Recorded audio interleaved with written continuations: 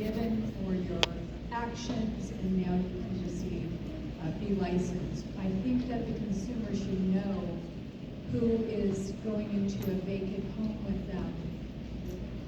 So that is my question. Yeah, I mean, not really a legal question. I think you're asking me a should question. Should we have such a thing? Ask your fellow realtors if they think it's a good idea. If they think it's a good idea, they'll tell Sanjay, and Sanjay can support a law. Serious question. It's a good question. I don't really have a strong opinion thinking about it right away, but I understand what you're asking. Very good question. Now, here's a question. Can buyer's agent receive compensation from seller and through listing buyer at the same time? In other words, yes. I think what you're getting at is, okay, this is slightly different. Can buyer agent receive compensation from seller? In other words, you can get compensation from various places. Maybe the listing agent is paying you, for some reason, only 1%. Then you have a buyer broker contract that's going to call for you to get paid 2.5%, so now the buyer's agent owes you 1.5%, but then the buyer decides to ask the seller for the seller to pay part of that 1.5%.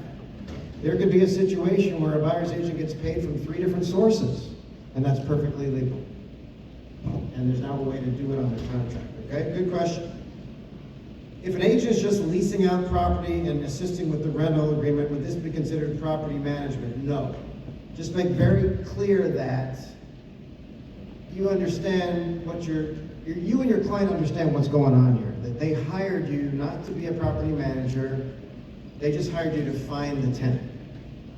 You know what we've seen sometimes? They ask you, they don't want you to be a property manager, but they want you to find the tenant and then help them prepare the lease. Then once the lease is in place, you're not there anymore.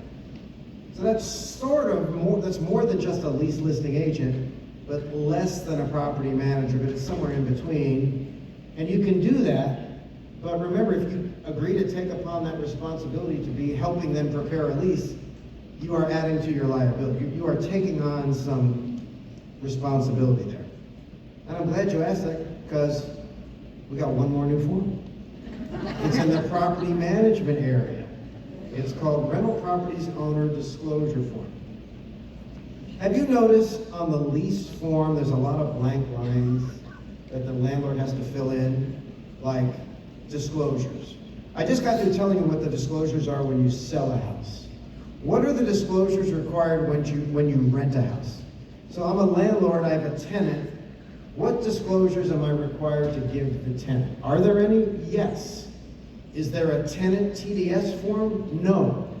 Well, where do I make the disclosures to the tenant? On the lease form. They're blank to fill in. Did anyone die in the property the last 3 years? Was there ever methamphetamine, to your knowledge, on the property? So there are disclosure requirements, but they're on the lease itself. So if you're hired by the landlord to fill out the lease, you're going to need to talk to the landlord to get the answers to the questions so you know how to fill in the blanks. This has always been an informal process. Now we have a nice formal form. Rental Property Owner Disclosure Form. This is not a form that you're supposed to give the tenant. This is a form you give the landlord and they fill it out and give it back to you so you can fill out the lease for them. Don't give it to the tenant. Why not? Because there's stuff in there that you're not required to give to the tenant. Information that maybe the agent wants to know, but the tenant is not entitled to know. Okay? So that was the last form I was going to mention. Thanks for giving me an excuse to that. Any chance, in my opinion, my opinion again, but C.A.R. will ever require agents to have a high school diploma or GED? I don't even know what the DRE currently requires. Don't they require a high school diploma? They don't require anything. You never went to school a day in your life.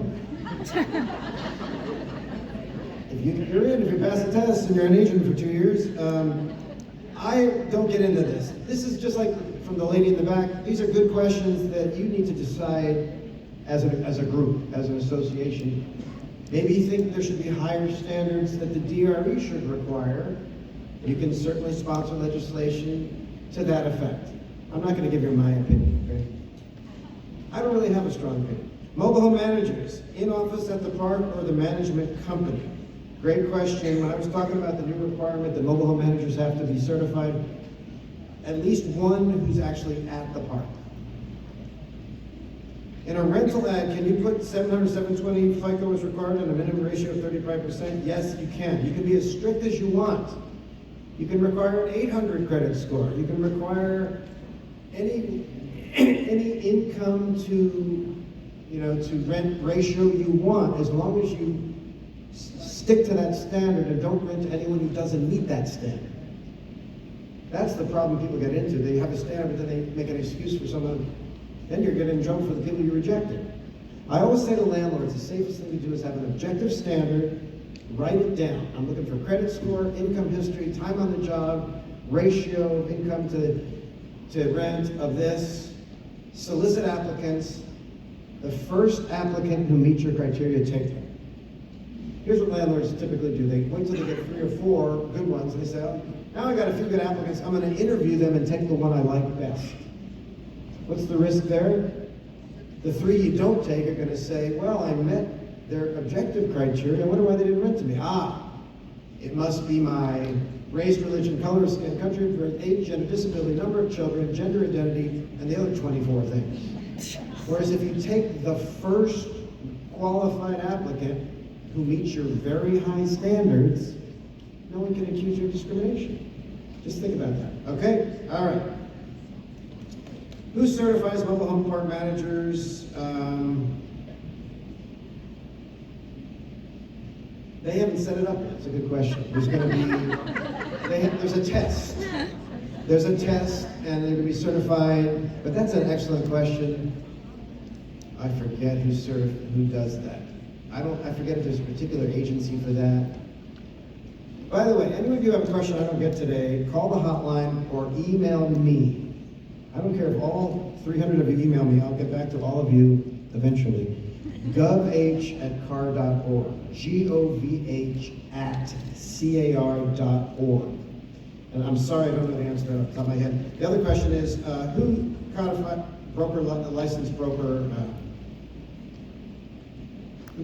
or licensed brokers escrow? Remember, the Department of Real Estate allows you to do your own escrows. But there are also laws in the civil code about what you have to do as an escrow. The point is, you have to follow those rules whether you're acting under your broker's license or you're an independent escrow company. All right. On an open house, listing agent has his friend who's a lender do the open house. Well, that lender who's doing the open house better not be engaging in licensed activity unless they have a real estate license too. That lender can basically just open the door, smile, hand out flyers, give them cookies.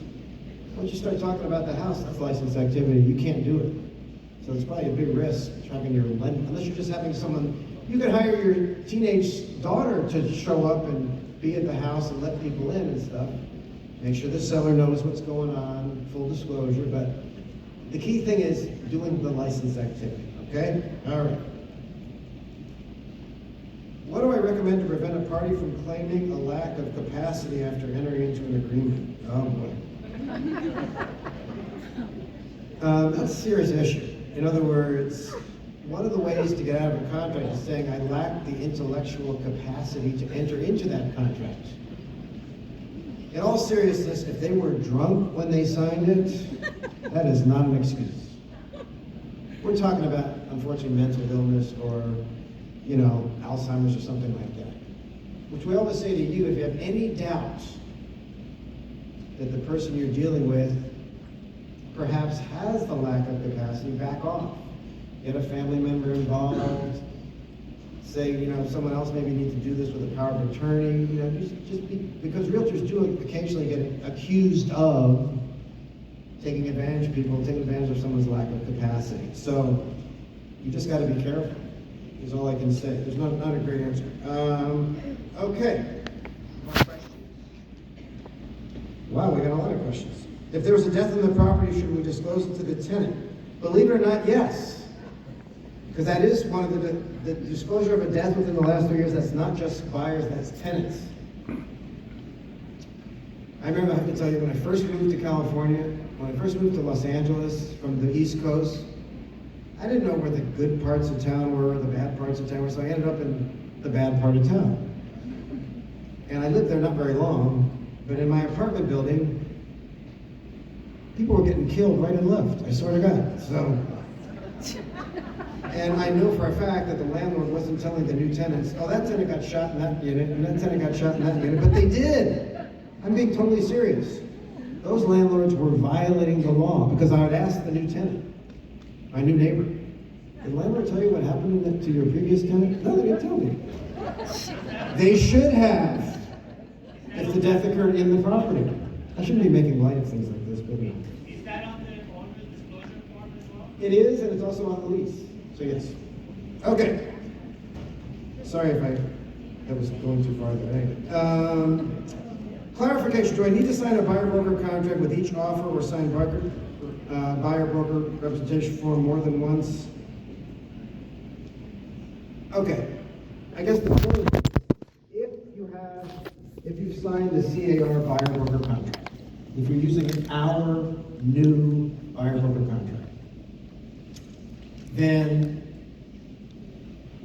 I see what you're asking. I mean, in other words, every time you show them a property, before you show it, you need to tell them how much the listing agent is offering you. Now, you guys know better probably, the forms committee is done by realtors, so they should know this, but do you typically, figure out a bunch of properties to show the buyer, then show them all at once, or do you just show each one as they come up? I mean, that's going to affect the answer to this question. So you might need more than one ABCD form. I found a couple properties to show you. Here's the ABCD form telling you how much commission the listing agent is offering with respect to those two. Then they don't want to buy either of those two. Now there's a couple more they want to look at. Obviously, you're going to give another ABCD form for those. So I think that's what you're getting at. Okay, domestic violence. Here's a great question I should have mentioned. What if the victim, the remaining client, doesn't qualify anymore with enough income to pay the rent? So can the landlord say, all right, I'll evict the perpetrator that you want me to, but I'm going to kick you out too because you don't have enough money to pay? Actually, you have to give the victim a chance. Maybe at the time you were qualifying them for the tenancy in the first place, they couldn't have qualified, but now they want you to kick out the bad person, and you do. You can't require them at that time to pre-qualify again. But if they don't have the money and the next month comes along and they can't pay the rent, you can evict them for non-payment of the rent. You see what I'm saying? That's a very good question. These are all good questions. Have an association or CC&Rs only allowed to rent to families only? No, you definitely cannot restrict. HOAs, landlords cannot say no families, and you can't say family only. You cannot discriminate based on family status.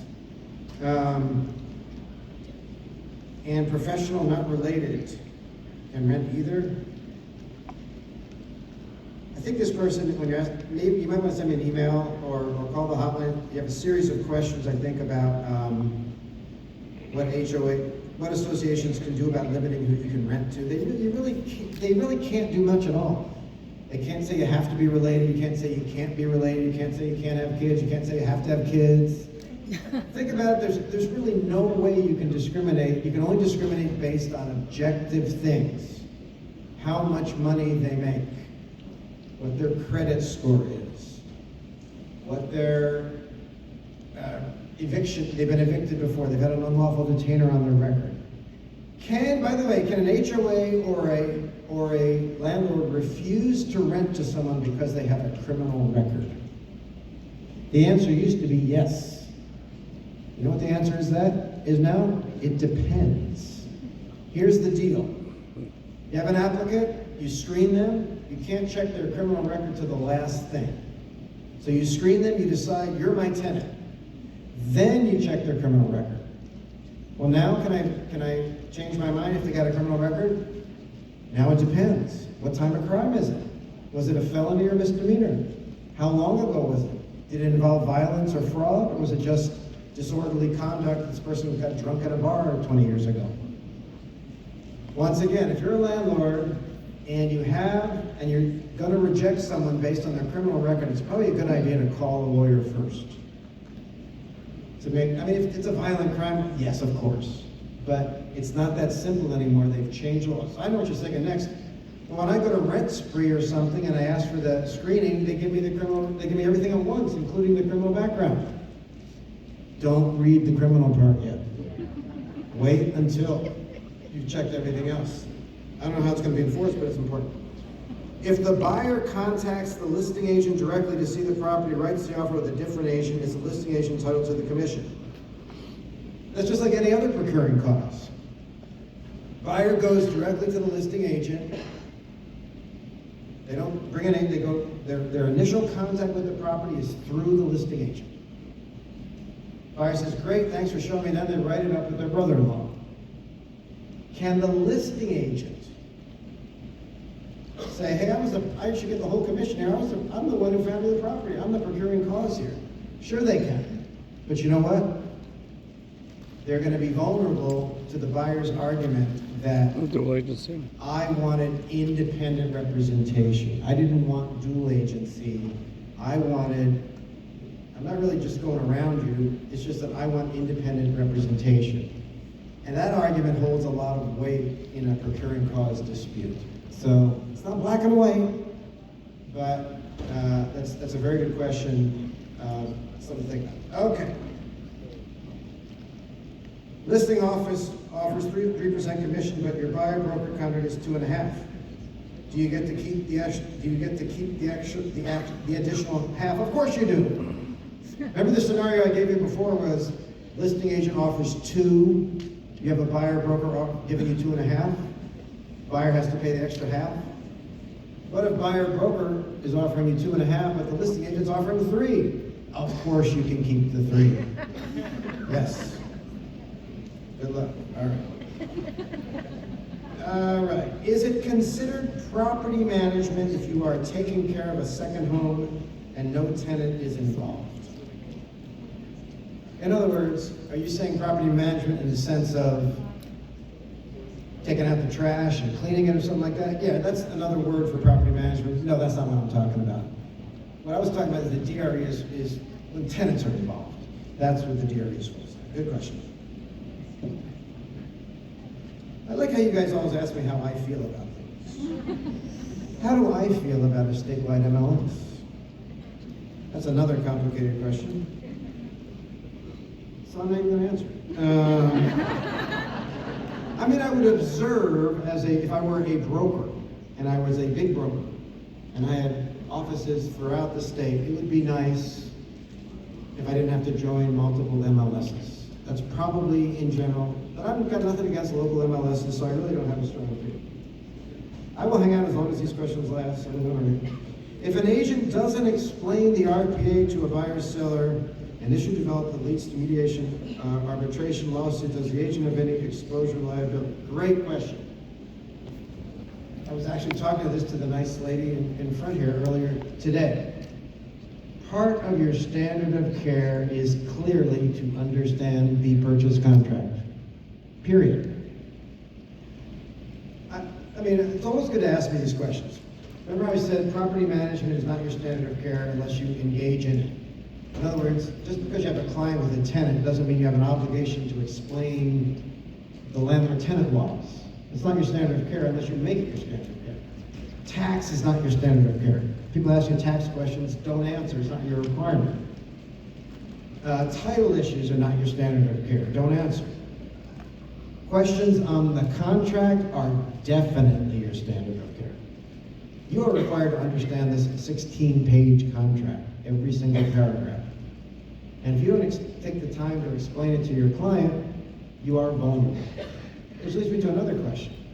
Have you ever received an offer or gotten a form from someone that's not a C.A.R. form? Maybe it's a broker form or just a form that's not a C.A.R. form. Does your standard of care require you to understand non-C.A.R. forms? No. Unless it's your broker's form and it's your brokerage. So in other words, your broker says, when you work for me, I want you to give this form to the buyer. Well, then it's your company, So yeah, but if you're the buyer's agent, and the listing agent gives you this form that you never saw before, it's not a C.A.R. form, it's not your requirement to understand. We even have a form you can give them to say, I don't understand this form, and it's not my problem. That form came out about 6 months ago. I'm sorry, I forget the name of the form. But anyway, the point is, by the way, what if the other agent says to you, give this form to your buyer and your buyer has to sign it? Your buyer doesn't have to sign it. Unless it's a statutory form, your buyer doesn't have to sign it. And then the agent says, yeah, but if your buyer won't sign it, my broker won't pay me. Excuse And me. you say, not my problem. You're in the Maybe way. if you like the agent, you say, whatever, I'll have him sign it. But what if you don't like the agent? This is the chance you've always wanted to stick it to him. Right? On the other hand, if the seller in a counteroffer, attached to the counteroffer is, this is our addendum that we want the buyer to sign, the buyer to buy the house has to sign the form. But you, as the realtor, as the buyer's agent, can say, listen, I'm advising you to get independent advice regarding that form. It's not a C.A.R. form. I'm not obligated. It's not my area of expertise necessarily to understand this form. Okay? Very good question. All right. Where is best online source to research current rental laws? You know, at C.A.R. we're very good at this. We have a guide to landlord-tenant law on our website. I mean, that's a big question. There are a lot of rental laws. We don't have all of them, but we have a lot of them. But beyond that, I'm sure there are sources that even have more stuff than we have. There are books on landlord-tenant law. Sorry, off the top of my head, I don't have a great source. Other than the C.A.R. website is very good on property management. Hey, this is the same handwriting as the previous one. Okay.